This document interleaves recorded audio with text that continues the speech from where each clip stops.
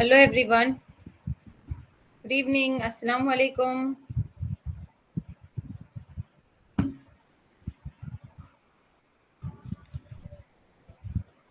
Yes Rabia जुड़ गई है मेरे साथ। ईद मुबारक राबिया। आज फ्री होगी, फुर्सत में होगी। सुबह सुबह काम बेम करके थक गए होगे सारी चीजें। कैसे गया आज का दिन?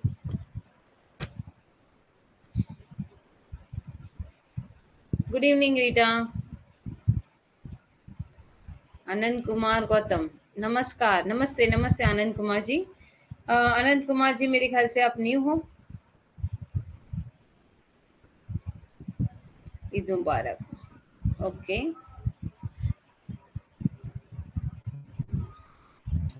यस आनंद कुमार जी, आपने न्यूली आज आपका फर्स्ट लेक्चर है क्या? यस।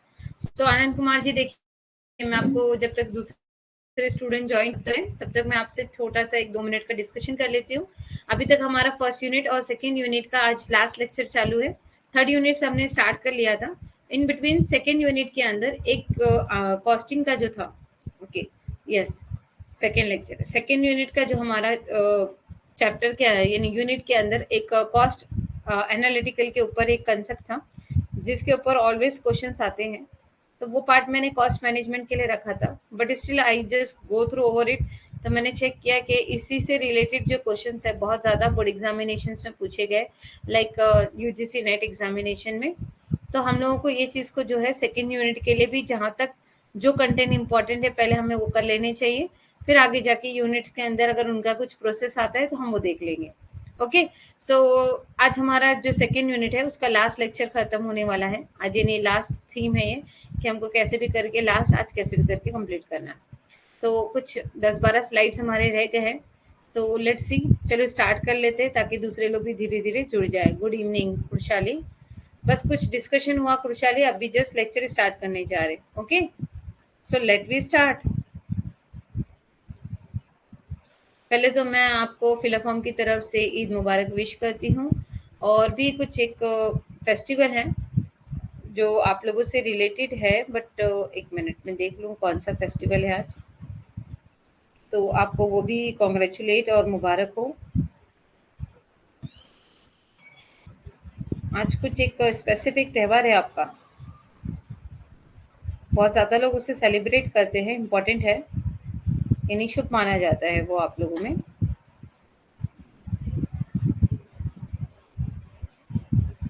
अरे अरे राबिया, ऐसे कैसे नहीं होगी क्लास? क्लास तो होना ही था, कंपलसरी होना चाहिए क्लास। हाँ। अक्षय तृतीय, खुशहाली और आनंद जी, अगर आप लोग उसे सेलिब्रेट करते हो तो वो आपको मुबारक हो। यस। हाँ। हाँ, मुझे वो पता नहीं, मतलब वो शुभ माना जाता है। मेरी फ्रेंड ने मुझे बताया आज कि वो शुभ माना जाता है, तो इसीलिए मैंने आप लोगों को विश कर दिया। So let we start without wasting of time. कैसा है कि हम बातों में लग जाएंगे तो फिर बातें ही करने लग जाएंगे, तो बेटर ये है कि हम थोड़ा सा कॉन्सेंट्रेट पहले यहाँ पे कर लेते हैं, फिर टाइम बच जाएगा तो हम थोड़ी सी गपशप कर लेंगे। ओके। तो let shall we start. Yes, 1 2 3।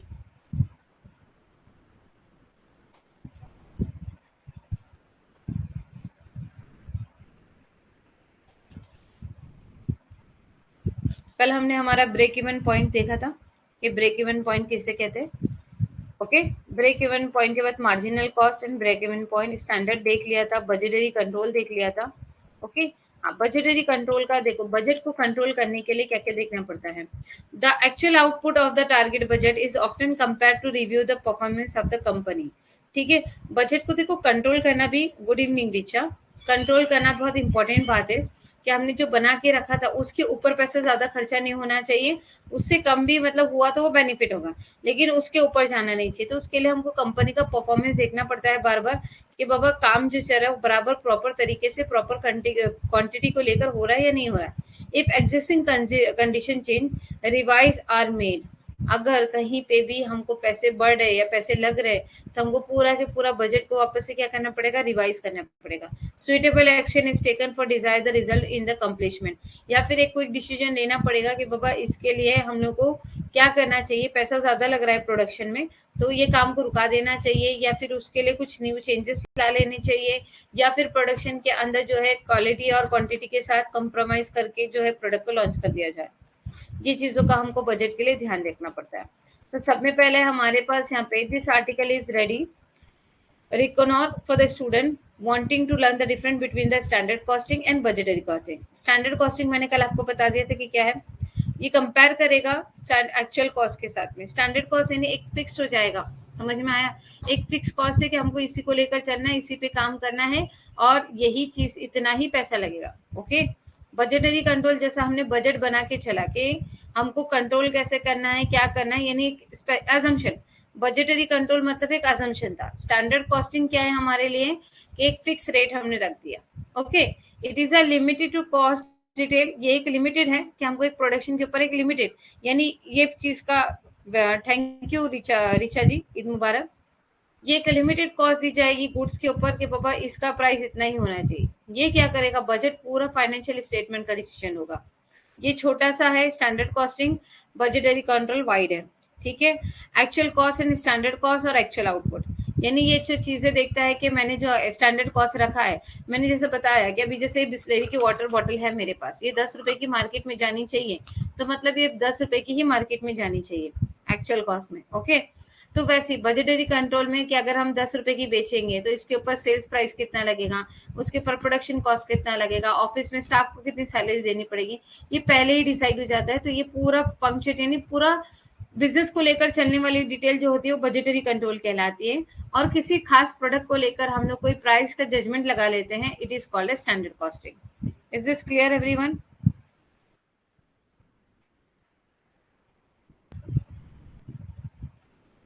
ये आज मेरा इरादा नहीं था लेक्चर लेने का, बिकॉज आज थोड़ा सेलिब्रेशन है, फंक्शन है घर में, लेकिन मैंने सोचा कि अगर मैं एक छोटा सा स्किप कर दूंगी ना तो आगे जाके बहुत ज्यादा इश्यूज आ जाएंगे।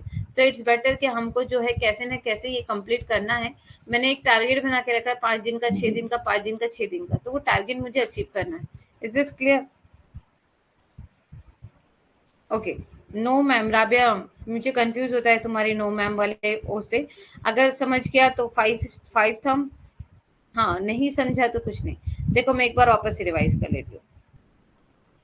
ओके, स्टैंडर्ड कॉस्टिंग मतलब किसी एक प्रोडक्ट के ऊपर उसका प्राइस कितना होगा वो उस पर जजमेंट लगाना कि ये प्रोडक्ट मार्केट में कितने का बिकेगा। ओके, और ये मार्केट की इसकी वैल्यू कितनी है, तो उसके ऊपर एक जजमेंट बनाना कि हमको हमारा प्रोडक्ट जो है, जैसे कि Pepsi, Coca Cola, Thums Up, मैंने 3 एग्जांपल दिया था। पेप्सी 20 रुपए की मिलती है, कोको कोला भी 20 रुपए का मिलता है। अगर हम थम्स अप लॉन्च करने जा रहे हैं तो हमको अगर मार्केट में स्टैंड होना है इन दोनों के कंपटीशन में, तो हमको भी हमारा प्रोडक्ट 20 रुपए या उससे कम में रखना पड़ेगा।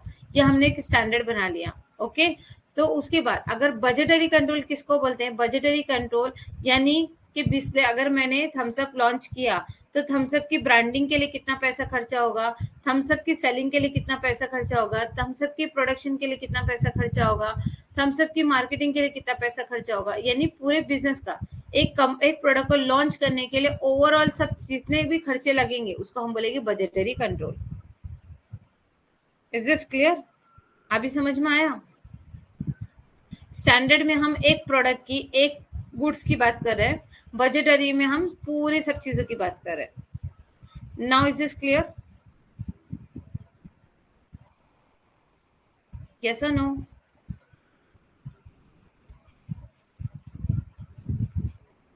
Hello everyone, is am I Audible?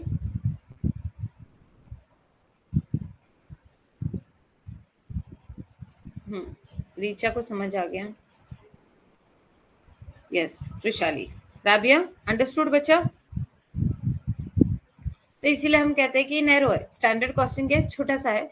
Budgetary control का अगर हमने पढ़ा है तो हम जान रहे हैं कि बजटरी कंट्रोल पहले भी हमने देखा कि 2-3 लेक्चर हो गए हमारे बजटरी कंट्रोल के ऊपर, जो कि बहुत वास्ट है।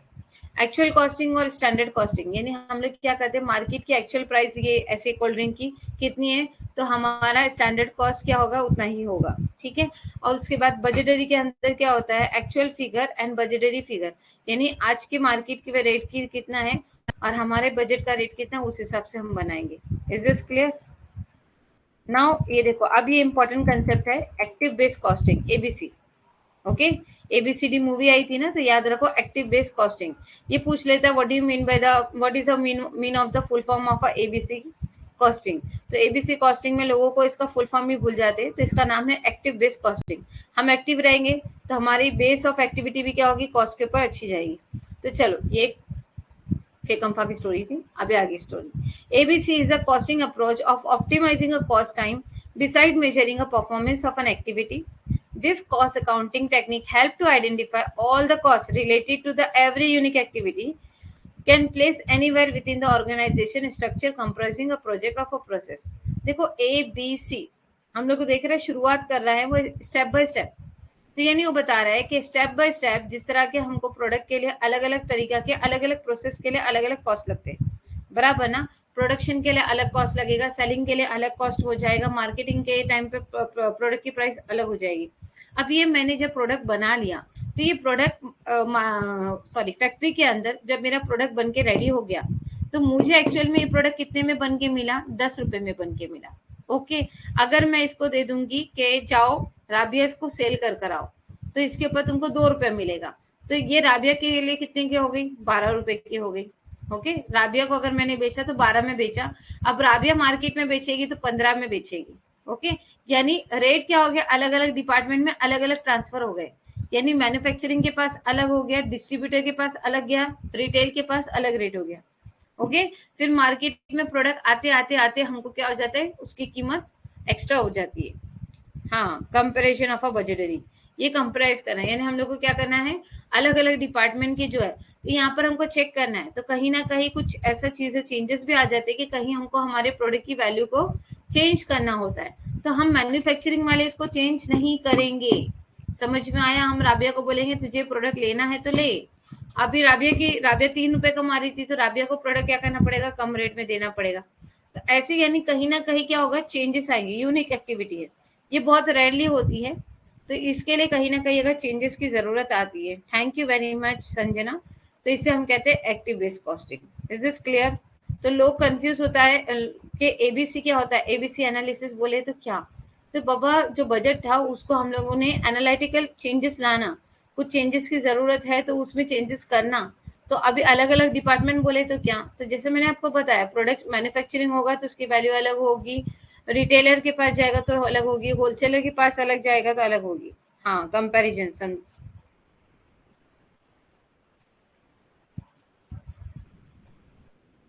कौन सा कंपैरिजन मेरा बच्चा?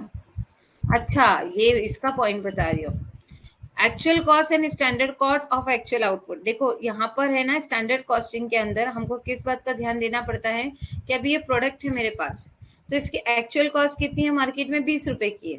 ठीक है, मैंने स्टैंडर्ड कॉस्ट इसका कितना रखा है, 20 रुपए रखा है।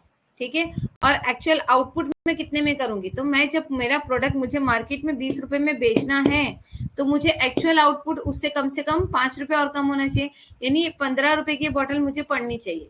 Is this clear? तो यानी हम लोग को actual cost and standard cost of a actual output, इन बातों का ध्यान देना पड़ता है। Actual figure and budgetary figure, इसकी मार्केट में फिगर क्या है, एक्चुअल फिगर क्या है, 20 रुपए। तो हमने बजट के हिसाब से इसकी कीमत कितनी रखी है, 20 रुपए रखी है, उससे कम रखी है कि उससे ज्यादा रखी है, कि आने वाले कल में इसकी कीमत में बढ़ा होगा। देखो आप, आपको टीवी में न्यूज में बताते हैं ना कि आने वाले कल में सिलेंडर के भाव बढ़ जाएंगे, आने वाले कल में ऑयल के रेट जो है कम होने की आशंका है, दाल के प्राइस कम होने की आशंका है। तो ये जो चीजें हम लोग का बजटरी कंट्रोल डिसाइड करता है।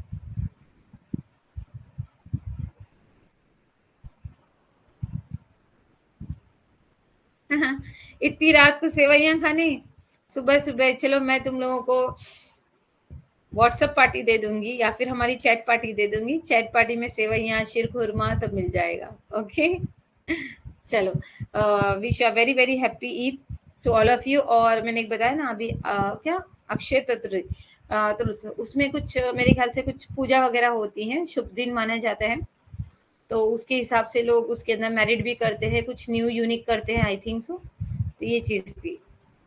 हम्म, ओके, सो यहाँ तक समझ में आया राबिया?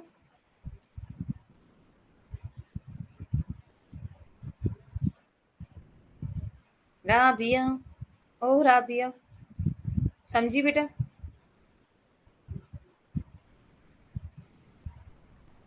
घूमने गए होते, मार खाए होते एक बच्चा। मैं एक बार वापस से एक बार एक्सप्लेन कर रही हूँ, थोड़ा थोड़ा नहीं, पूरा समझ के जाने का, थोड़ा थोड़ा नहीं समझने का। यहाँ पर पूरी बात समझ के जाने की। एक्चुअल कॉस्ट, ये प्रोडक्ट के ऊपर प्रिंट प्राइस कितना लिखा हुआ है? ये प्रोडक्ट के ऊपर प्रिंट प्राइस लिखा हुआ है 20 रुपया, ठीक है। तो स्टैंडर्ड कॉस्ट उसका क्या होना चाहिए था राबिया, कि जब अगर मुझे मार्केट में ये प्राइस 20 रुपए में बेचना है, तो मुझे एक्चुअल में ये प्रोडक्ट मैं बेचने वाली हूँ तुमको, कि तुम जाके मार्केट में इसको बेचो, ठीक है। तो मैं तुमको ये बॉटल कितने में देने वाली हूँ राबिया? देखो, मार्केट में कोई भी प्रोडक्ट मिलता है तो शॉपकीपर के पास जो क्या है, प्रिंट प्राइस में ही शॉपकीपर को मिलता है? नहीं, उससे 1-2 रुपए कम में मिलता है। अभी राबिया समझ लो शॉपकीपर है, जिसके राबिया के पास शॉप है, ठीक है ना। तो राबिया की अगर शॉप है तो राबिया ये बॉटल प्रिंट प्राइस पे बेचेगी, ओके। तो जब मैं राबिया को प्रोडक्ट दूंगी तो राबिया को 15 या 18 रुपए में मुझे राबिया को देना रहेगा। अगर मैं राबिया को ये दूंगी तो राबिया बोलेगी मैं कमाऊंगी क्या, और वो क्या करूंगी, और मैं अपनी दुकान में तुम्हारा सामान भर के क्यों रखूं, तुम मुझे रेट में नहीं दोगी तो राबिया को मैंने 3 रुपए कम में दिया, मतलब ये बॉटल मैंने राबिया को दिया 17 रुपीज में, राबिया को दिया 20 रुपए की बॉटल जो मार्केट में बिकेगी, वो राबिया को 17 रुपीज में दिया, यानी राबिया कितना रुपए कमाएंगी? 3 रुपए कमाएंगी, ठीक है। तो एक्चुअल आउटपुट देने के लिए, समझ में आया? अब देखो, ज्यादातर अगर 20 रुपए की बॉटल है, करीना कपूर की मूवी देखें, जब भी मैं पानी के लिए वो उतरती है नीचे, पानी की बॉटल के लिए 10 रुपए की है, रेलवे के दाम ज्यादा होते हैं कि कम होते हैं, उसकी फाइटिंग करती रहती है वो, कंज्यूमर कोर्ट में कंप्लेन कर दूंगी एंड ऑल दिस थिंग। तो ये क्या हो जाता है, रेट का फायदा उठाते हैं लोग। Is this clear? तो ये क्या हो गया, standard cost of actual output. Is this clear everyone?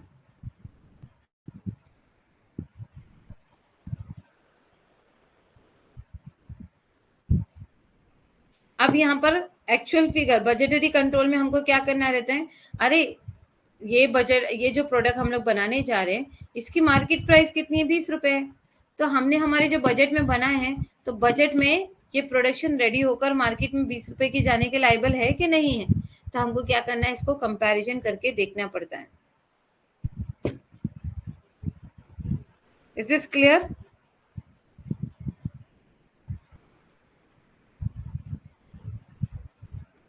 Is this clear everyone? अरे सेवइयों को छोड़ो, यहाँ पर आओ, पहले बजट बनाओ सेवइयों खाने का। चलो, दिल्ली से, मुंबई से महाराष्ट्र से अगर मैं सेवइयाँ आप लोगों को भेजूं जोमेटो में, तो वो सेवइयाँ आपको कितनी में पड़ेगी? ये हो गया आपका बजटरी कंट्रोल, ठीक है। हाँ, मार्केट से कंपेयर करना। अब आ गई इसके बाद, ठीक है। एबीसी समझ में आ गया। उसके बाद देखो, ये एक चार्ट है, एक चार्ट को हमको देखना है। चार्ट क्या बता रहा है? एक्टिव बेस कॉस्टिंग, एबीसी, ठीक है। तो यहाँ पर क्या हो जाता है, देखो, रिसोर्सेस, यानी हमारे पास क्या क्या चीजें अवेलेबल है, एक्टिविटीज क्या क्या हो रही है, और कंज्यूमर तक, जैसा कंज्यूम हमने क्या कंज्यूम किया था। देखो यहाँ पे, trace by the resources driver what is actually being done, क्या चल रहा है इसमें, ठीक है। Active drivers, cost of object of a production of a service, यानी ये प्रोडक्ट क्या होगा, पहला हम लोग पहले क्या करेंगे कि यहाँ पे से स्टार्ट करेंगे, जो एक्टिविटी होगी फिर वहां पे क्या होगा, स्टार्ट होगा। जैसे कार ले लिया, बराबर ना। कार चलाने के लिए, कार खुद ब खुद तो नहीं चलेगी, कार के अंदर आदमी बैठेगा, कार की चाबी लगाएगा, कार के अंदर आदमी बैठने से भी कार स्टार्ट हो जाएगी क्या? नहीं, वो चाबी लगाएगा, चाबी लगाने से स्टार्ट होगी क्या? चाबी लगाने के बाद वो स्टार्टअप करेगा, तब जाके वो स्टार्ट होगी। Is this clear? तो ये क्या हो गया, एक प्रोसेस हो गया। समझ में आ रहा है?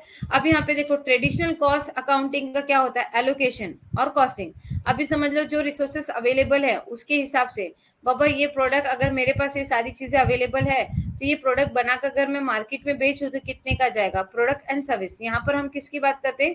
प्रोडक्ट जो बन गया है, ये प्रोडक्ट बन के रेडी हो गया है, और अब इसको क्या करना है, मार्केट में सर्विस प्रोवाइड करना है। Is this clear? यहाँ पर ट्रेडिशनल कॉस्ट अकाउंटिंग में प्रोडक्ट बनने के बाद मार्केट में सेल होने की बात करते हैं, एबीसी के अंदर प्रोडक्ट बनाने के लिए बात करते हैं। Is this clear? ये दो डिफरेंट है। हाँ, एक्चुअल मीन्स स्टैंडर्ड से कुछ कम, ज्यादा भी हो सकता है, कम भी हो सकता है। इट इज नॉट कंपल्सरी कि कम ही होगा, याद रखो।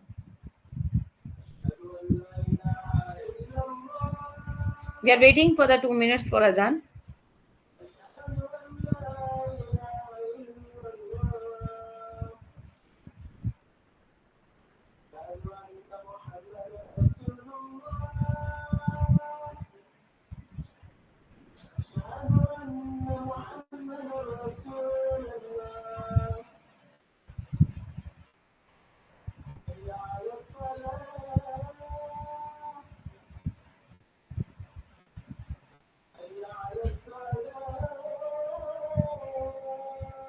हाँ, तो एक्चुअल से कम होगा ना, तो लॉस हो जाएगा। तो ये हम लोग को चेक करना है। यहाँ पर हम लोग को, यहाँ पर हम देने के लिए नहीं बैठे बेटा, हम लोग को सिर्फ देखना है कि क्या हो रहा है। तो यानी कैसे डिसाइड करेंगे, ये एक प्रोसीजर है। सिर्फ यहाँ पर हम प्रोसीजर देख रहे हैं, हम यहाँ पे कैलकुलेशन वर्क नहीं कर रहे बच्चा, याद रखो। यहाँ पे हम प्रोसेस बता रहे हैं कि actual cost and standard cost कितना होगा, वो कंपैरिजन के हिसाब से ही एक्चुअल आउटपुट होगा। समझ में आया? तो लॉस हो रहा है, प्रॉफिट हो रहा है। अगर लॉस हो रहा है तो फिर हमको क्या करना पड़ेगा, बजट में जाके चेंजेस करने पड़ेंगे। Is this clear? तो इसके लिए हमको दे दिया है कि यहाँ पर हो क्या रहा है। सिर्फ हमको इतना ध्यान रखना है कि मीनिंग उसका क्या है, कि हम किस बारे में बात कर रहे हैं, क्या पढ़ रहे हैं हम लोग को। यहाँ हमको कैलकुलेशन नहीं करना है कि प्रॉफिट होगा कि लॉस होगा। यहाँ पे हमको देखना है कि क्या चीज कंपैरिजन के हिसाब से, मार्केट के हिसाब से प्रोडक्ट लॉन्च करने के लिए इसका एक्चुअल कॉस्ट कितना होना चाहिए और स्टैंडर्ड कॉस्ट क्या होना चाहिए। Is this clear? नेक्स्ट अभी आ जाओ कि ये क्या बोलता है, एबीसी इज कॉस्टिंग अप्रोच। ये क्या है, एक कॉस्टिंग का अप्रोच है। कॉस्ट एंड टाइम, ये क्या किसको कर रहा है, कॉस्ट एंड टाइम को बता रहा है कि पैसा कितना लगेगा और वक्त कितना लगेगा। Beside measuring a performance of an activity, यानी वो हम लोग जिस तरह से काम कर रहे हैं, कंपनी के अंदर, इंडस्ट्री के अंदर काम कर रहा है, उस काम को देखकर वो डिसाइड करता है। This cost accounting technique help to identify all the cost related every unique activity. जिसके एबीसी टेक्निक के बेस पर हम डीपली जो है जाते हैं हर एक प्रोसेस के अंदर, उसकी कॉस्ट को देखने के लिए। The activity can be place anywhere, activity क्या होती है, हर जगह पर होती है। Within an organisation structure, organisation structure के अंदर, कंप्राइजिंग ऑफ अ प्रोजेक्ट और अ प्रोसेस। कंपेयर करते हैं हम प्रोजेक्ट को और किसको, प्रोसेस को। Is this clear? डिफरेंस में बेटा देखो, पहले स्टैंडर्ड कॉस्टिंग है, बजटरी कॉस्टिंग है। स्टैंडर्ड कॉस्टिंग क्या करता है, एक मेथड है, एक टेक्निक है, एक प्रोडक्ट को बनाने के लिए उसकी यानी स्टैंडर्ड प्राइस क्या होनी चाहिए मार्केट में बेचने के लिए। ठीक है, तो ये एक स्टैंडर्ड प्राइस है। समझ लो पेप्सी है मेरे हाथ में, तो मार्केट में कोको कोला, थम्स अप भी सेम क्वालिटी का, सेम टेस्ट का मिल रहा है। तो अगर मैं पेप्सी को लॉन्च करने जा रही हूँ, तो मेरा स्टैंडर्ड कॉस्ट क्या होना चाहिए, यानी मेरा 20 रुपए के ऊपर नहीं जाना चाहिए। अगर मैं 40 रुपए का बेचूंगी कि 200 ml 40 रुपए का, पब्लिक खरीदेगी ही नहीं। पब्लिक बोलेगी कि मुझे या तो कम रेट में दो या तो सेम रेट में दो। ठीक है ना, कम रेट में दो या सेम रेट में दो, उसकी ब्रांडिंग करवा के दो। अगर वो शाहरुख खान सलमान खान पिएगा तो ही हम पियेंगे, अदरवाइज लोकल माल कोई जल्दी खरीदने जाएगा नहीं। सिर्फ वो लोकल एरिया में, अंडर द लोकल एरिया में ही चलेगा, नेशनल या इंटरनेशनल लेवल पर नहीं जाएगा। तो हमको उसके लिए क्या करना पड़ता है कि स्टैंडर्ड कॉस्ट मेंटेन करके रखना पड़ता है कि बाबा ये प्रोडक्ट मार्केट में लॉन्च करने के पहले इसकी वैल्यू क्या होनी चाहिए, इतनी आनी चाहिए। Okay, it is a limit to the cost detail, ये एक लिमिट बताता है कि इसके ऊपर नहीं जाना चाहिए, ये प्राइस के ऊपर नहीं जाना चाहिए। और ये छोटी, यानी एक छोटा सा कंसेप्ट है। हम एक प्रोडक्ट के बारे में यहाँ पे बात करें जिसके अंदर एक्चुअल कॉस्ट उसका मार्केट कितना है, स्टैंडर्ड कॉस्ट उसका कितना होना चाहिए, उसके बिहाफ में उसको एक्चुअल में आउटपुट में कितना करेंगे। Is this clear? अभी मैंने स्टैंडर्ड कॉस्ट बनाया था 20 रुपया, ठीक है, लेकिन अगर प्रोडक्ट बनते बनते वो 25 रुपए का बना, तो मार्केट में बेचने के लिए तो मुझे 30 रुपए में बेचना पड़ेगा। तो ये चीज का कंपैरिजन करना बहुत ज्यादा जरूरी होता है कि एक्चुअल कॉस्ट और स्टैंडर्ड कॉस्ट कितना है, फिर उसकी बेस पर हमने एक्चुअल आउटपुट कितना किया। नाउ इसके बाद आ जाएगा it is a management function. यहाँ पर हम पूरे ऑल ओवर ये प्रोडक्ट को बनाने के लिए, प्रोडक्ट की मार्केटिंग करने के लिए, प्रोडक्ट के ऊपर रिसर्च करने के लिए, प्रोडक्ट की क्वालिटी एंड क्वांटिटी के लिए, हर एक छोटी छोटी चीजों के लिए जो हम बजट डिसाइड करेंगे, it is called a budgetary control. अब यहाँ पे आ जाता है एबीसी कॉस्टिंग। एबीसी कॉस्टिंग में हम लोग यहाँ पे देख रहे थे कि परफॉर्मेंस देखता है, और यानी ये जो चीज है कॉस्ट रिलेटेड एक्टिविटी को देखा जाता है कि कहाँ पर होगा, कैसे होगा, किस तरह से इसको वर्क किया जाएगा। अब यहाँ पर आ जाएगा एबीसी एंड टीसीए। बेटा टीबीसी अभी तक मैंने स्टार्ट नहीं किया, it is TCA. ABC costing के अंदर क्या कर रहे हैं हम लोग, स्टेप बाय स्टेप जा रहे हैं कि ये प्रोडक्ट कितने में पड़ा, ये प्रोडक्ट कितने में पड़ा, ये प्रोडक्ट कितने में पड़ा, और ये प्रोडक्ट एक एक का जो है यूज करने के बाद ये एक्चुअल में कितने में रेडी हुआ। तो ये स्टेप बाय स्टेप जाने वाली चीजें क्या कहलाती है, एबीसी कहलाती है। टीसी क्या होता है, टीसी ए स्टैंडर्ड कॉस्टिंग, यानी ये बॉटल बन के रेडी है, अब इसको मार्केट में उतारने का कितने में। Is this clear? अभी समझ लो आज की तारीख में मेरे ये बॉटल की कीमत कितनी है, 15 रुपए में है। मार्केट में ये इतनी छोटी बॉटल कितने की मिलती है, 20 रुपए की मिलती है। तो अब मेरा डिसीजन होना चाहिए कि मैं इसको 18 में बेचूं कि 20 में बेचूं कि 21 में बेचूं। Is this clear? यानी कम में बेचूं, एक्चुअल प्राइस मतलब जो कंपैरिजन वाला प्राइस है उसमें बेचूं, या फिर ज्यादा में बेचूं? Is this clear? यानी हम लोग को प्रोडक्ट और सर्विस कैसी देनी है इस बारे में हम बात करेंगे, और एबीसी के अंदर प्रोडक्ट बनने के बारे में बात करेंगे, और टीसीए के अंदर प्रोडक्ट बनने के बाद उसको मार्केट में उतारने के बारे में बात करेंगे। Is this clear? यस। अब यहाँ पे आ गया active based costing, resources costing are assigned to activities that consumer resources and activity costs and assign the cost object like a service product customers।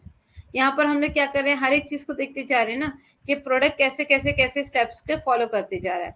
तो relation between the activity of a cost driver, तो इसका relation किससे आ रहा है? ABC, यानी एक दूसरे से रिलेशन में बन रहे हैं, बराबर है कि ये प्रोडक्ट का रॉ मटेरियल हम उठा कैसे रहे, ये प्रोडक्ट का ऑब्जेक्ट बनाने का क्या कॉस्ट ऑब्जेक्ट, यानी कॉस्ट कितने में बन के रेडी होगी, फिर हम इसको मार्केट में जब देने जाएंगे तब वो कितने में सर्विसेज प्रोवाइड करेंगे। तो ये क्या हो गया? ए बी सी, स्टार्टिंग से लेकर एंड तक के प्रोसेस के बीच में जो भी चीजें लग रही है उसके बारे में बात करने को हम क्या कहते हैं? ए बी सी।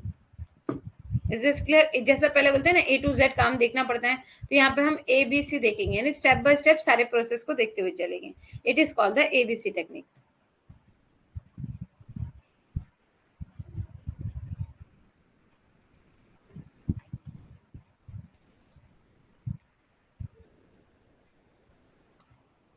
अब यहाँ पे देखो, the manufacturing industry has a seen a 360 degree shift in the process over the year.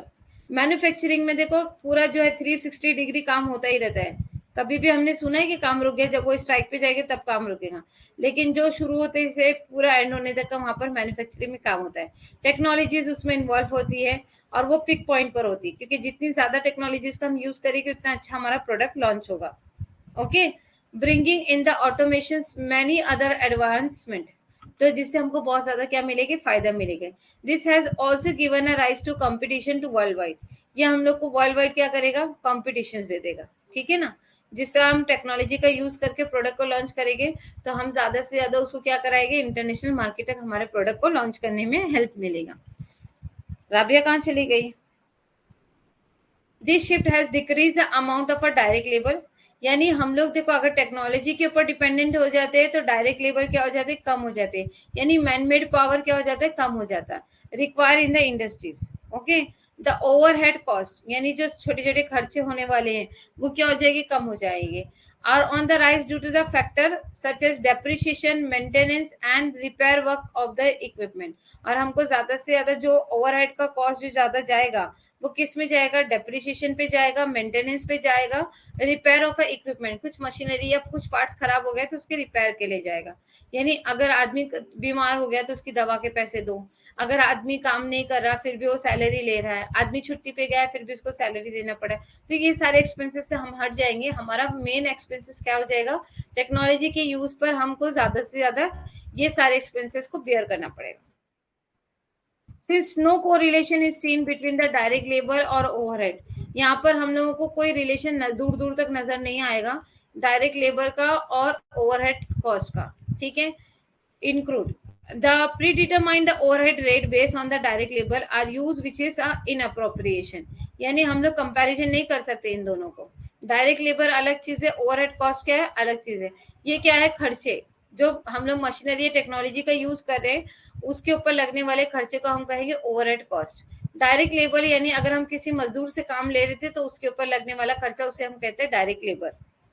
Okay, सो ये क्या करेगा? सिग्निफिकेंट कॉस्ट डेविएशन, ये कॉस्ट डेविएशन का काम प्ले करेगा। Active based costing can help to avoid arbitrations, तो एबीसी टेक्निक क्या करेगी? जहां देखेगी कि बाबा यहाँ पर कुछ प्रॉब्लम आ रही है, झगड़े हो रहे हैं कि बाबा सब काम मशीन से लिया जा रहा है, हमको पगार नहीं मिल रही, हम स्ट्राइक पे चले जाएंगे, हम ये करके, तो एबीसी टेक्निक के थ्रू से हम देखेंगे कि बाबा किस चीज का इसका सोल्यूशन क्या निकाला जाए और इस चीज को इम्प्रूवमेंट के लिए कैसा किया जाए और इसका यूटिलाइज कर कर हम हमारे प्रोडक्ट की क्वालिटी को नेशनल लेवल तक कैसे लेके जाए, ठीक है।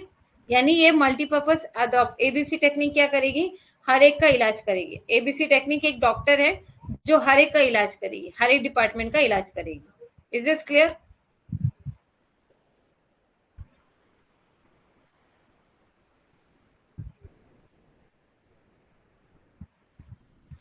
देखो यहाँ पर कॉस्ट का पर्टिकुलर एबीसी टेक्निक के हमको किस बात का ध्यान देना पड़ता है, एबीसी टेक्निक के बेस पर हमको ध्यान देना पड़ेगा उसके कॉस्ट का, particular value of a streams, particular कितना पैसा लग रहा है हर एक चीज को, एबीसी डिसीजन मेकिंग में लगेगा, tools determine profitability of a product and service, ऐसे कौन से हम प्रोडक्ट यूज करेंगे या फिर कौन सी चीज हम यूज करेंगे जिससे हमको फायदा होगा, डिसीजन मेकिंग हमको इस चीज पे, ये चीज पे सर्व करेगा, यानी लोगों से पूछ के काम करेगा। लोगों से पूछ के मतलब ऐसा नहीं बोलेगा कि बाबा मुझे आप फोन करके बता सकते हो कि मैं अपना बिजनेस कैसे करूं, लाइक मेरा यानी डिसीजन ऐसा होगा कि बाबा कहीं ना कहीं अगर जैसे इन दोनों में क्राइसिस आ रहे थे तो उसके ऊपर क्या काम करना चाहिए, एक दूसरे से एडवाइस दी जाएगी, जिसका चीज अच्छी लगेगी उस चीज को पहले क्या करेंगे हम डिसीजन में ले लेंगे।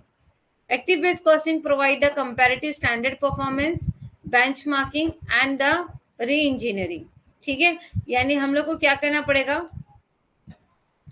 परफॉर्मेंस देखता है हर एक चीज का, कंपैरेटिव स्टैंडर्ड टू परफॉर्म, यानी बेंचमार्किंग, यानी हम लोग को जो चीज बना रहे हैं प्रोडक्ट ओके वो री इंजीनियरिंग पे देखना रहेगा। एबीसी टेक्निक क्या है ऐसा करके पूछता है बेटा, सिर्फ इतनी बातें, इतना ज्यादा लेकिन डीपली मुझे बताना जरूरी है क्योंकि सिलेबस के बेस पर है, तो इसके ऊपर सिर्फ इतना बोलता है कि एबीसी टेक्निक किस लिए यूज की जाती है, तो हम लोगों को इनसाइड द प्रॉब्लम यानी जितने भी अगर स्टेप बाय स्टेप कोई भी चीजों में प्रॉब्लम आ रही है तो स्टेप बाय स्टेप चेक करने के लिए हम क्या किस चीज का यूज करते हैं, एबीसी टेक्निक का यूज करते हैं, तो it is called the active, यानी एबीसी टेक्निक क्या है, बस ऐसे ही क्वेश्चन आता है।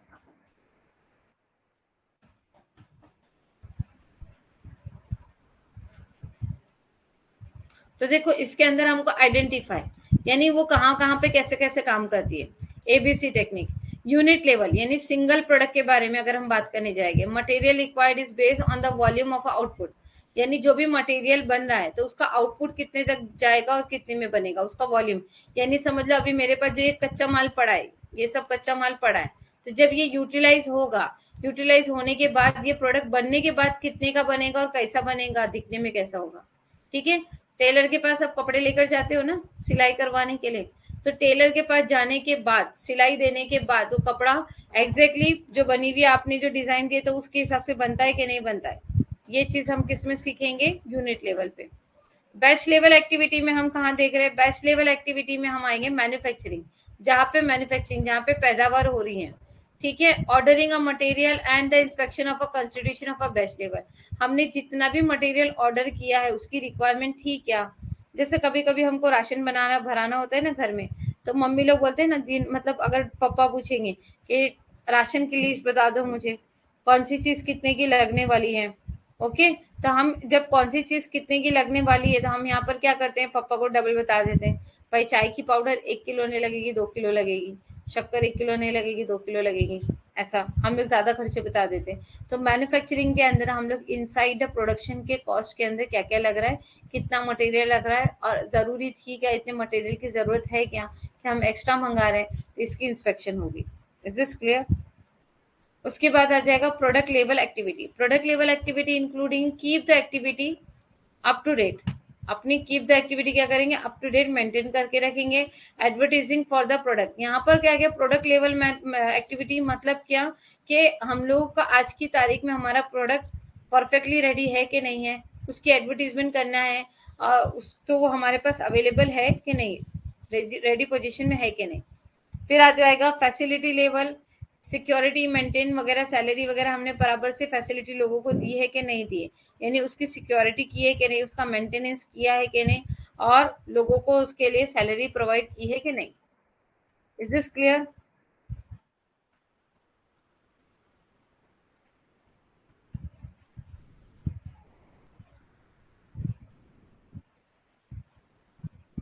यहाँ तक समझ में आई बात?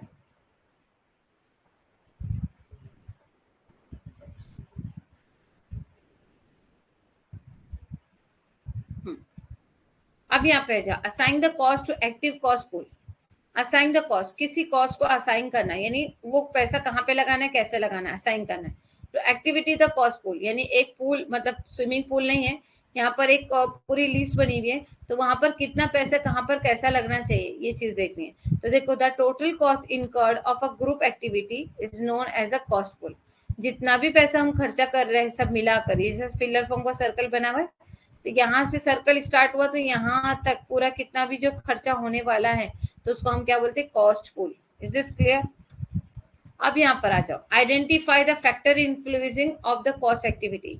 यहाँ पर हमको देखना है, चेक करना, आइडेंटिफाई करना है कि जो कॉस्ट एक्टिविटी है यानी functional area of a cost drive, the functional area of a material management, quality control, R&D and marketing. इन पे मैंने बताया ना, अलग अलग डिपार्टमेंट में कितना पैसा कहाँ पर कैसे यूटिलाइज हो रहा है, किस तरह से खर्चा हो रहा है, ये हमको देखना है। तो ये आइडेंटिफाई करेंगे हम, कि देखेंगे मतलब आइडेंटिफाई करेंगे कि राइट है कि रॉन्ग, यानी ये पैसा हमको यहाँ पर खर्चा करना चाहिए कि नहीं, कि हम फिजूल खर्च कर रहे हैं। Material management consist of issuing a purchase order and inspect of a material.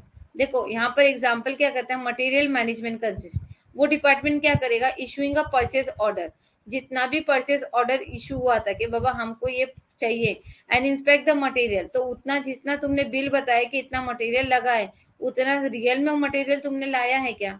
The number of purchase order place in the cost drive this activity. तो ये हम लोग को किसके अंदर मिलता है, कॉस्ट ड्राइवर के अंदर मिलता है, कि तुमने ये इतने क्वांटिटी में मंगा है, ये इतने क्वांटिटी में मंगा है। समझ में आ रही है बात? जैसा हमारी मम्मी, R&D क्या होता है, रिसर्च एंड डेवलपमेंट बेटा, रिसर्च एंड डेवलपमेंट, R&D। तो रिसर्च वगैरह के लिए कितना पैसा खर्चा हो जाएगा, करते ना, मार्केट की रिसर्च करना कंपलसरी होता है कि बाबा तुमका प्रोडक्ट लाइक हो रहा है नहीं हो रहा है, मार्केट में हमारा प्रोडक्ट कितना अवेलेबल है। जैसा जोधा अकबर के अंदर अकबर बादशाह जो है घूमते रहते हैं मार्केट के अंदर, देखते कि जितने भी लोग हैं वो ईमानदारी से काम कर रहे हैं कि नहीं कर रहे हैं, वो राज्य से खुश है कि नहीं है। तो हम यहाँ पर देखने जाएंगे कि प्रोडक्ट मार्केट में जो लॉन्च हुआ है उसकी वैल्यू कितनी है, लोग उसको पसंद कर रहे हैं कि नहीं कर रहे हैं, लोग उसका टेस्ट अच्छा लगता है कि नहीं लगता है। कोई भी खाने की चीज देखो, आज लेस का पैकेट हो या कुरकुरे का पैकेट हो, कुरकुरे माइंड में बैठ गया, उसकी एडवर्टीजमेंट इतनी अच्छी हुई थी कि लोगों के माइंड में अगर ऐसा आ गया तो कुरकुरे, चटाका पटाखा। Is this clear? तो ये सारी चीजें माइंड में बैठ गई थी। तो हम लोग को ये चीज क्या करना है, देखना है बराबर से कि बराबर है कि नहीं। तो ये हमने मतलब अगर प्रोडक्ट, अभी समझ लो मुझे राबिया ने मतलब मुझे आज बोला गया कि मेरे घर पे 5 लोग दावत के लिए आने वाले हैं, तो मैंने मेरे हस्बैंड को बोला कि 10 लोग आने वाले हैं। उन्होंने बोला पैसा कितना लगेगा, मुझे एक्चुअली लगने वाला था 2,000, मैंने बताया 5,000। तो ये क्या हो गया हमारा कि इंस्पेक्शन होगा, हस्बैंड बोलेंगे लाओ तुमने 10,000 रुपये मेरे से लिए, 10,000 की लिस्ट तो बताओ मेरे को कि सामान कितना कितना क्या क्या लगा है। तो ये चीज़ें क्या हो गई, लिस्ट जो उनको प्रोवाइड करनी हो गई, तो ये इंस्पेक्शन कहलाएगा। अभी assign the cost activity to the product. अभी हमको प्रोडक्ट के बारे में देखने का, the demand of each activity is a different. देखो हर एक प्रोडक्ट की जो है डिमांड क्या होती है, मैंने बताया ना, अलग अलग होती है। Cost according to the overhead cost come into the picture in the step.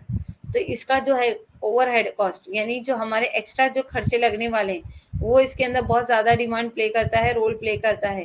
क्योंकि अगर ये ओवरहेड कॉस्ट ज्यादा हो गया तो हमारे प्रोडक्ट मार्केट में लॉन्च होने में डिफिकल्टी होगी, प्रोडक्ट की डिमांड जो है प्रॉपर एक मेंटेन रखने के लिए हमको क्या होगी, डिफिकल्टी होगी। Is this clear? Benefit of active base costing, इसके बेनिफिट क्या थे, ये क्या करता है, एक्यूरेट इन्फॉर्मेशन प्रोवाइड करता है। ओके उसके बाद एक्यूरेट इन्फॉर्मेशन प्रोवाइड करने के बाद, एक्टिविटी इन्फॉर्म करने के बाद, just hold down, activity based on the activity, it is based on the activity. ABC provide a accurate information as compared to the traditional cost method. Just hold down everyone. Yes. Okay. Okay. Active costing enhanced to control the overhead cost. We should have to be maintain the overhead cost and the control cost.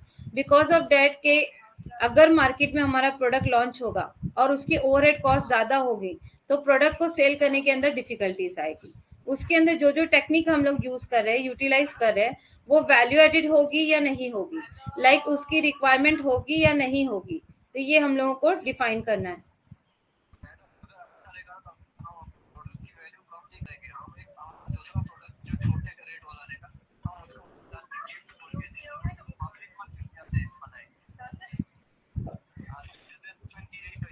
Is this clear, everyone? So the manager can make a better decision on it.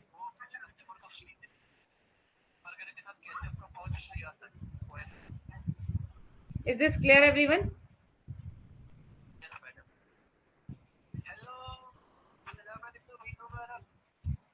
Rabia, Richa,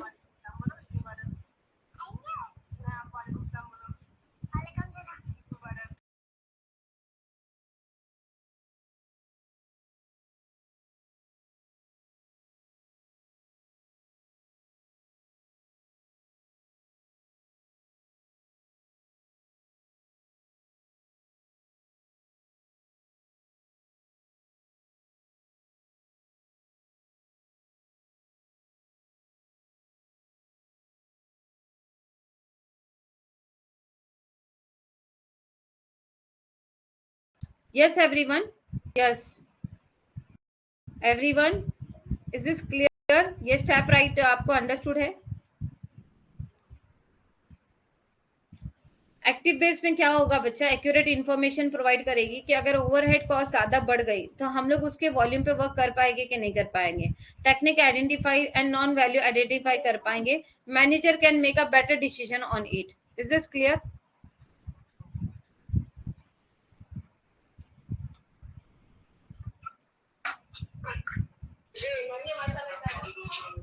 The limitation of a activity based costing, there is a risk of spending a too much time and effort over getting and the sorting of a data। ये चीज समझ में आ रही है आपके?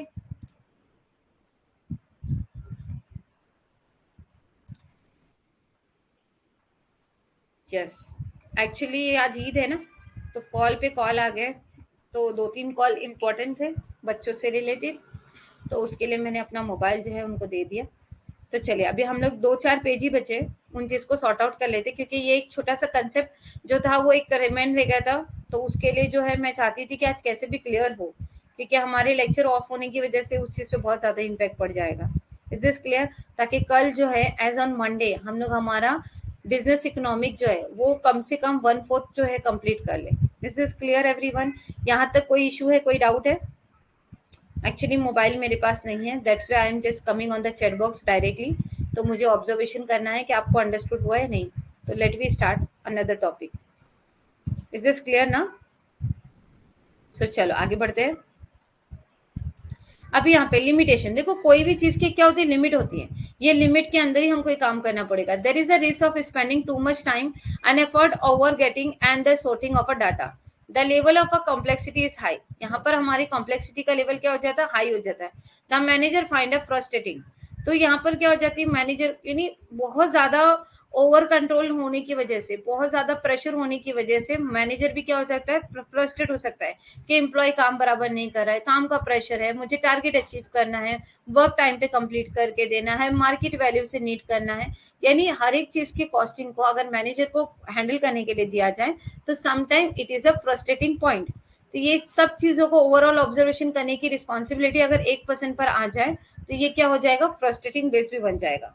तो ये क्या हो जाता है, क्योंकि active base costing, ABC costing can be expensive, ये बहुत महंगा होता है, तो हर एक को मतलब ये अफोर्ड नहीं, हर एक कंपनी क्या कर सकती, इसको अफोर्ड नहीं कर सकती। तो ये सारी चीजें रिस्पॉन्सिबिलिटी क्या देती है, एक बंदे को दे देती है कि बाबा तुम ये भी देख लो, तुम वो भी देख लो, तुम वो भी देख लो।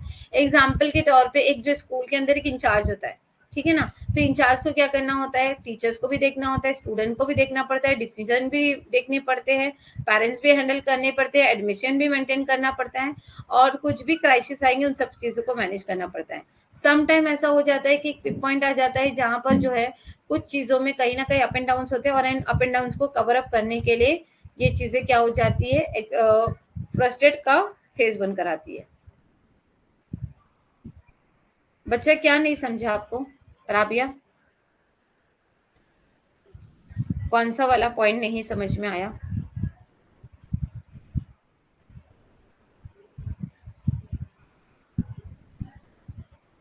Is this clear everyone? Rabia, Khushhali, Rita, hello, where are you everyone? Back side, okay.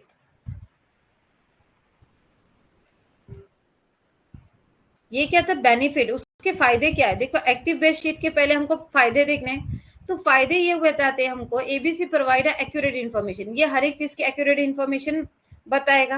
यानी जहां पर भी हमको कोई चीजों में चेंजेस लाने की रिक्वायरमेंट है तो एबीसी से हमको बेनिफिट ये हो जाएगा कि हमको हर एक स्ट्रक्चर में, हर एक पॉइंट में हमको छोटी छोटी चीजों के कॉस्ट की वैल्यूज मालूम पड़ेगी। Okay, the technique identify the non value adding activity, यानी जो टेक्निक हम लोग यूज कर रहे थे, नॉन एडिंग एक्टिविटी, यानी जो पहले हमने डिसाइड करके नहीं रखी थी कि बाबा हम ओवरऑल ऑब्जर्वेशन करेंगे। देखो जब हमने आपको काम डिस्ट्रीब्यूट किया तो हमने खुशी खुशी कर दिया कि बाबा आज जो है, अगर मैंने समझ लो आज आपको एक टास्क दे दिएगा कि you should be have to be completed this task on the this day. अगर मैंने बोल दिया कि एज ऑन मंडे मैं आप लोगों का जितना भी नोट्स का स्ट्रक्चर है वो चेक करूंगी, तो बी रेडी, ठीक है ना। ये मैंने आपको एक दिन पहले रिमाइंडर दे दिया। अब अगर मैंने ये मतलब क्लासेस ज्वाइन करने के पहले ये सब बातें आपको बताई होती, तो आप क्लासेस बोलेंगे अरे बाबा ये तो बहुत स्ट्रिक्ट है, तो स्कूल के बच्चों की तरह मैम पढ़ाने लग गई है। तो ये ऐसे थोड़ा ना होता है, हम तो कॉलेज के स्टूडेंट हैं, हम क्यों नोट्स बनाए और मैडम को क्यों शो करें। इज दिस क्लियर कि हम कितना पढ़ाई कर रहे हैं, क्या पढ़ाई कर रहे हैं, हम मैडम को कैसे बता सकते हो, ओवरऑल कैसे ऑब्जर्वेशन दे सकते हैं। तो ये फ्रस्ट्रेशन वाला पॉइंट भी आ जाता है ना कहीं ना कहीं, कि आपके ऊपर प्रेशर आ गया, अरे बाबा हम पढ़ रहे हैं मतलब पढ़ रहे हैं, लेकिन हमने कितना पढ़ा, कैसे पढ़ा, किस तरह से हम पूरी डिटेल अगर आपको देने जाएंगे तो ये पूरा, ये नहीं ये कैसा हो गया, अभी मैंने ये क्या किया तुम्हारे ऊपर गो ओवर थ्रू किया। तो ये मैनेजर की रिस्पॉन्सिबिलिटी, यानी manager can make a better decision. यानी सर ने मुझे दे दिया कि बाबा इन चारों का पांचों का आप लेक्चर ले रही हो, तो ये जो है प्रॉपरली लेक्चर अटेंड कर पा रहे हैं कि नहीं कर पा रहे हैं, उनको कोई डाउट आ रहा है, कोई क्यूरीज आ रही है, कुछ इश्यूज आ रहे हैं, तो वो प्रॉपरली मैनेज कर रहे हैं कि नहीं कर रहे, you should have to be founded. Is this clear?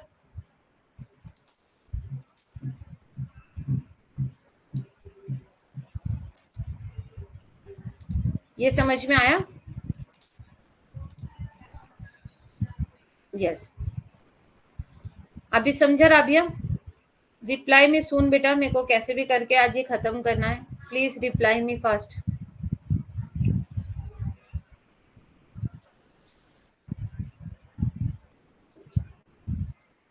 हाँ, अब इसके लिमिटेशन क्या हो गए, अगर मैंने आप लोगों के ऊपर प्रेशर डाला तो आप लोग फ्रस्ट्रेट हो जाओगे कि अरे मैडम मैं नहीं दे सकता, मैं नहीं कर सकता, या छोड़ो यार ये हम नहीं करेंगे, हम वैसा नहीं करेंगे। ये सारे फ्रस्ट्रेशन वर्क हो जाएगा। अभी जैसे मेरे ऊपर सर ने बोल दिया कि आपको क्लास भी अटेंड करनी है, आपको अटेंडेंस भी रखनी है, आपको कितने बच्चों ने कितना समझ में आया, कितने बच्चों ने उसको कितने क्लियरली कर पाया, और कितने बच्चे उसको अच्छे से कर पा रहे हैं, इन सब बातों के पॉइंट को माइंड करने के लिए हमको क्या करना है, इस चीज का ऑब्जर्वेशन रखना कंपलसरी है। तो ये ऑब्जर्वेशन करने के लिए जो हम करते हैं, it is called a what, limitations. Is this clear? ये लिमिटेशन का पॉइंट आ गया था हमारा बेनिफिट के बाद। Now it is clear? Close the door.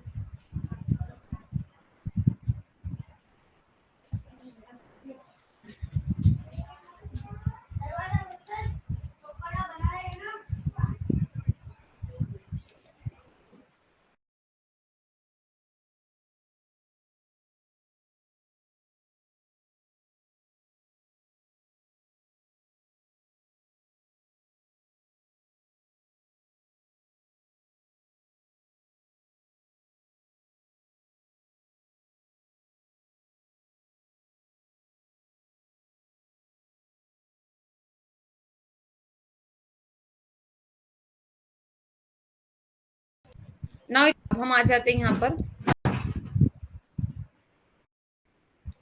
Limitation का पॉइंट हो गया। लिमिटेशन के बाद आ जाएंगे what is a active based costing. तो एक्टिव बेस्ड कॉस्टिंग में हमने क्या पढ़ा कि ये टेक्निक है, आइडेंटिफाई द ऑल कॉस्ट, यानी स्टेप बाय स्टेप जितने भी कॉस्ट है उसको देखना है। What is a active based costing important, why, ये क्यों इंपॉर्टेंट है, क्योंकि हम यहाँ पर बेटर प्राइसिंग डिसीजन ले सकते हैं, इसीलिए इंपॉर्टेंट है।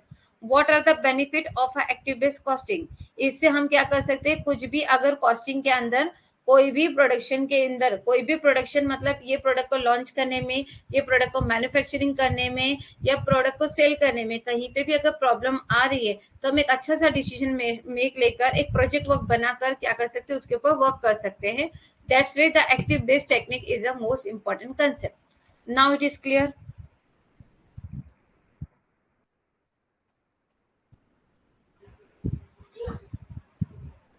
Now so costing or the decision making involve using a costing technique and concept to make a management decision। देखो, costing for the decision making involve using a costing technique। हम लोग क्या करेंगे, कॉस्टिंग की technique को use करेंगे, concept को use करेंगे, and companies expenses understood how it is spended money, following are the some vital fact about the same. ठीक है, तो उसके अंदर क्या हो रहा है कि बहुत ज्यादा चेंजेस आ रहे हैं, कुछ ना कुछ चेंजेस आएंगे। देखो कॉस्टिंग और डिसीजन मेकिंग, देखो कॉस्ट मैंने लगा दिया, ठीक है ना। अब मैंने इसका कॉस्ट लगा दिया 10 रुपया, इसका कॉस्ट लगा दिया 20 रुपया, इसका कॉस्ट, यानी अभी अगर मार्केट में कोई प्रोडक्ट खरीदने जाते हो आप शॉप पर, तो वो आपको बताता है ना मैडम ये 10 रुपए का पड़ेगा, ये 20 रुपए का पड़ेगा, 30 रुपए का पड़ेगा। आप बोलते सबका बता दो कितना हो गया, तो वो बता देगा 5,000 रुपये। तो हम लेडीज है, बार्गेनिंग करते ना, हम बोलते नहीं 5,000 नहीं देंगे, हम 3,000 देंगे। बोलेगा नहीं मैडम ये नहीं पड़ेगा, तो वो बोलेगा नहीं देना ही पड़ेगा। मैं बोलूंगी नहीं थोड़ा ये कर लो, फिर वो बोलेगा नहीं, बार्गेनिंग होगी, 4-4,500 में हमारी डील हो जाएगी। तो ये क्या हुआ, डिसीजन मेकिंग, यानी जो हमने बनाया था अप एंड डाउन के अंदर कुछ भी इनफ्लो और आउटफ्लो जो हो रहा है, यानी चेंजेस आने के बाद उसके अंदर क्या करना है, एक गुड डिसीजन लेकर उसके हम लोग क्या करना है, स्टार्ट करना है। It is called a costing and decision making. आई बात समझ में? Now it is clear everyone कि कॉस्टिंग एंड डिसीजन मेकिंग क्या है।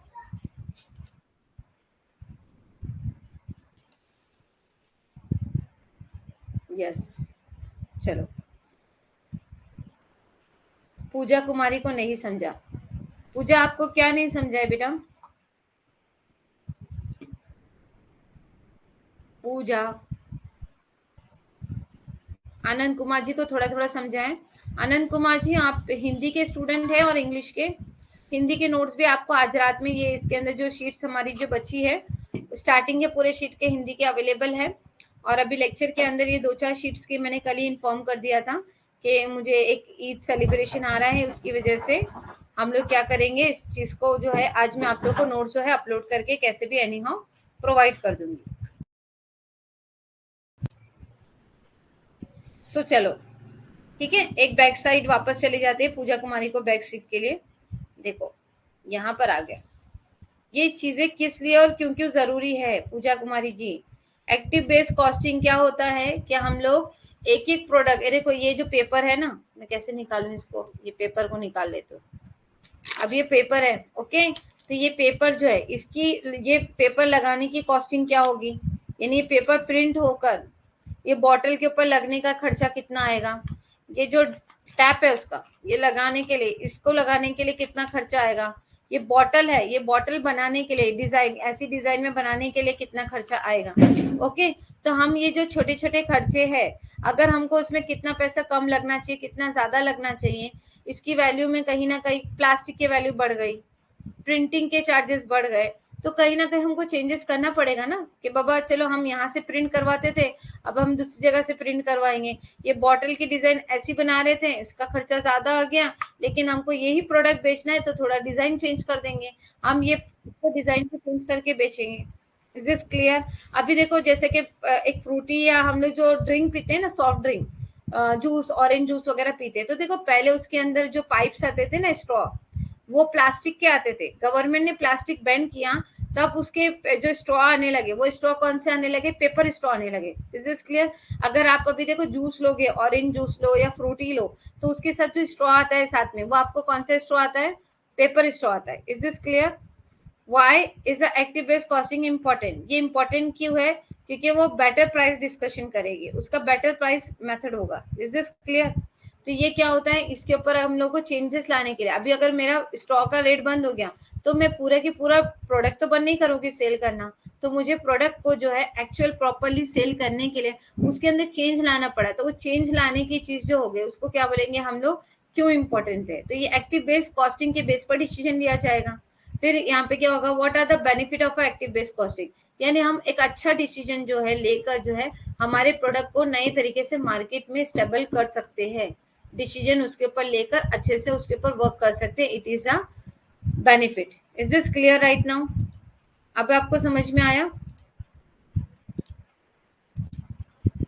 यस? अरे यार कोई बात नहीं, आप लोग को समझ में आना बहुत बहुत इम्पोर्टेंट है। मेरा पढ़ाना उतना ज्यादा जब अच्छा होगा, जब आप लोगों को कहीं ना कहीं कुछ चीजें जो है समझ आएगी। ओके, तो यहाँ पर आपको ये चीजें ध्यान रखनी पड़ेगी कि हम लोग क्या कर रहे हैं, कैसे कर रहे हैं। तो वो आप लोगों के मुझे कमेंट पढ़ना ज्यादा इंपॉर्टेंट लगता है, बिकॉज कहीं ना कहीं अगर किसी एक का कंसेप्ट रह गया तो फिर वो चीजें आप अंडरस्टूड नहीं कर पाओगे properly. So it is a most important concept. Okay, so चलो अब आ जाते हैं हम लोग हमारे दूसरे टॉपिक पर, मतलब नेक्स्ट स्लाइड पर। ओके। अब हम लोग देखो costing of a decision making. देखो कॉस्टिंग तो आपको समझ में आ गई कि कॉस्टिंग अलग अलग प्रोडक्ट के लिए अलग अलग कॉस्टिंग लेंगे, तो उसके लिए हमको क्या करना पड़ेगा, अलग अलग चीजों के लिए डिसीजन लेना पड़ेगा कि बाबा ये 5 रुपए का बन रहा है, ये अभी मैंने बताया कि ये अभी इसकी रेट बढ़ गई, बता रही 5 रुपए का बनना है, तो ये 5 रुपए का ही बनाने देना है कि नहीं देना है, इसके ऊपर डिसीजन मेकिंग होगा। नहीं बाबा एक काम करते दूसरे वाले को पूछ कर दे कि वो कितने में बना कर देता है, ठीक है। अब अगर ये जो चीज है मैंने आपको प्रिंटिंग का बताया कि कोई बंदा जो है जिससे हम लोग ये कंपनी जो है अपना प्रोडक्ट जो है प्रिंट करवा रही थी, कंपनी की अपनी प्रिंटिंग मशीन तो नहीं होती, कंपनी ये जो होती है पेपर प्रिंट करने के लिए बाहर दे देती है, तो ये प्रिंट वाला जो है अभी बोलेगा कि मैं आपको 3 रुपए में प्रिंट बना के दे रहा था, अब मैं आपको कितने में दूंगा, 5 रुपए में दूंगा, तो भाई हम इसको नहीं देखेंगे, हम दूसरे प्रिंट वाले को ले लेंगे। तो ये तरह के डिसीजन, ये जो मैंने बताया ना ऑप्शनल कर लेंगे कि हम ये नहीं करेंगे ये करेंगे, तो ये क्या हो जाएगा, decision making. Is this clear? देखो अब एक एग्जांपल दे दिया है, अ कंपनी कैन ऑप्ट यानी लेना, एक अपॉर्चुनिटी को एक्सेप्ट किया, opt of opportunity cost to be an element that can be considered during the cost classification of a decision making। यानी कि उन्होंने डिसाइड किया कि हम लोग कॉस्ट के बेस पे एक डिसीजन लेंगे। तो suppose a company invest in the plant and machinery during the financial quarter, जैसा अप्रैल से स्टार्ट हुआ तो कब खत्म होगा हमारा ईयर, मार्च में खत्म होगा, तो 4 महीने, क्वार्टर मतलब 4 महीने, अप्रैल मई जून जुलाई, इन 4 महीनों में यानी फर्स्ट क्वार्टर में, यानी समझ लो उन्होंने जुलाई में एक मशीनरी प्लांट एंड मशीनरी खरीदा, that same money could have been used to invest in the share. अब वो जो चाहते थे कि अगर या तो प्लांट एंड मशीनरी में इन्वेस्ट करें या तो वो कंपनी के शेयर में इन्वेस्ट करें, ठीक है, leading a income. In this scenario the interest income foregone in the opportunity cost, यानी अगर इंटरेस्ट अगर हम लोग को इसके ऊपर मिलेगा, शेयर्स के ऊपर इंटरेस्ट अपॉर्चुनिटी कॉस्ट और income loss of a decision to invest the plant and machinery, अगर हम लोग इसमें पैसा लगा लेते हैं, इसमें पैसा नहीं लगाते, शेयर में नहीं लगाते, तो हम लोग इंटरेस्ट खो देंगे, और अगर हम प्लांट एंड मशीनरी पे नहीं लगाते तो हम पैसा खो देंगे। तो ये जो चीजें हो जाती है, तो ये इन दोनों के बीच के अंदर का डिसीजन लेना, जैसा अभी हम लोग सोचते ना ईद की शॉपिंग कर रहे थे हम, तो ये वाला ड्रेस ले लूं कि ये वाला ड्रेस ले लूं, ये वाला ड्रेस ले लूंगी तो सैंडल और बैंगल्स नहीं आएंगे, अब सैंडल और बैंगल्स ले लेना है तो फिर ये वाला ड्रेस नहीं ले सकते, वो वाला ड्रेस लेना होगा। तो that kind of a decision it is based on the cost. तो हम क्या करेंगे, कॉस्ट के ऊपर डिपेंड करेंगे, जैसा मैंने एक ड्रेस पसंद किया 2000 का था, एक ड्रेस पसंद किया वो 1000 का था। नाउ इट इज अभी मुझे डिसाइड करना है कि मैं 1000 वाला ड्रेस ले लूं कि 2000 वाला ड्रेस ले लूं। Now it is clear? यहाँ तक समझ में आई आपकी बात?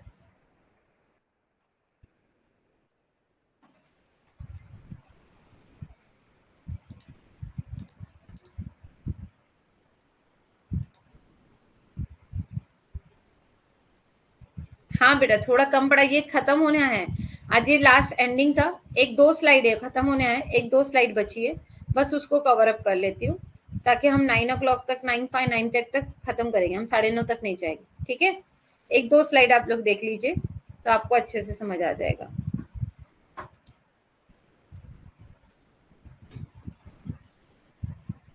देख लो मैंने कितने स्लाइड बनाए थे आप लोगों के लिए, 140 140 तक स्लाइड बने, लेकिन वो इतने वो नहीं है हम लोग का एक एक लाइन का, ठीक है।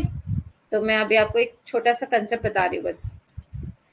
देखो type of costing account, cost account allow the evaluate, cost account क्यों बनाते हैं, हम लोग को अलग अलग प्रोडक्शन पे अलग अलग चीजों पे कितना कॉस्ट लगाना है, ठीक है ना, तो अलग अलग चीजों के लिए अलग अलग पैसा लगाना है, तो अलग अलग टाइप ऑफ कॉस्ट अकाउंट बनेंगे। इसके लिए ये वाले बनाने के लिए अलग कॉस्ट लगेगा, ये वाले प्रोडक्शन के लिए अलग कॉस्ट लगेगा, ये वाले देखो पैसे भी कॉस्ट, यानी कितना पैसा कहाँ, कॉस्ट अकाउंट मतलब पैसा कहाँ कहाँ लगेगा और कैसे कैसे लगेगा।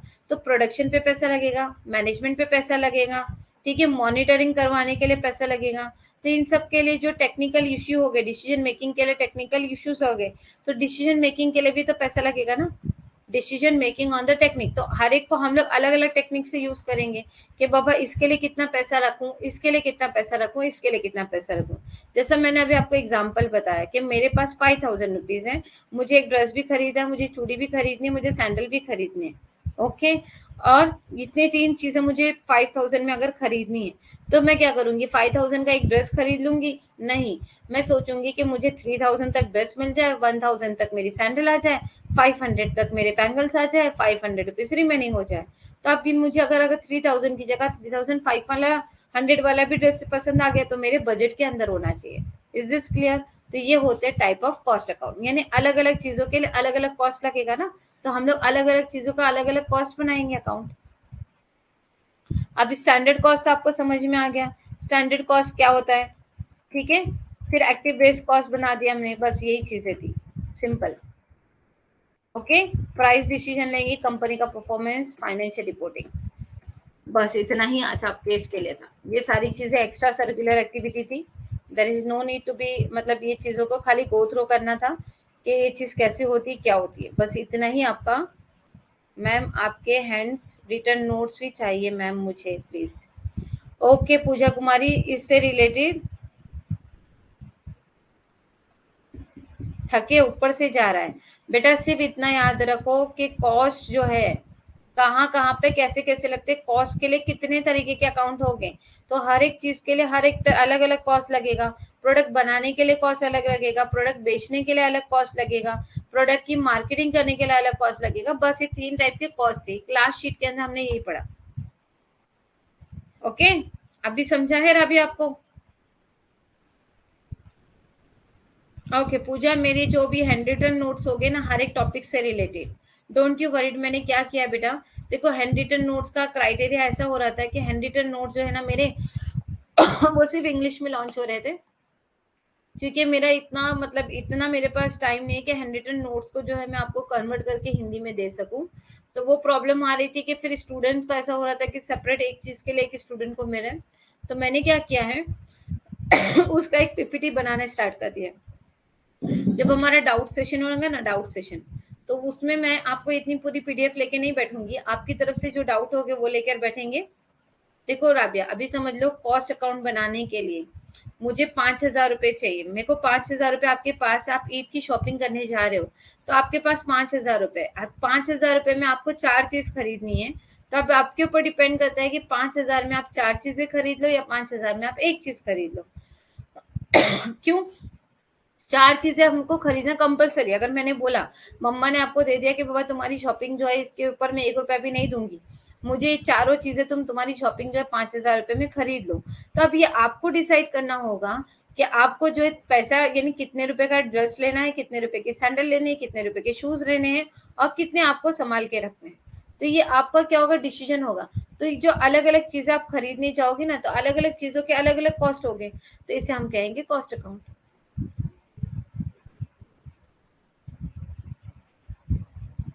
हाँ, तो अब मैं क्या करूंगी, हाँ जैसे जैसे टॉपिक हमारा ना बेटा, देखो पोर्शन, अगर हम इतने स्लो मोशन से जाएंगे ना तो हम लोग मतलब यूजीसी नेट जेआरएफ का तो सपना छोड़ ही दो।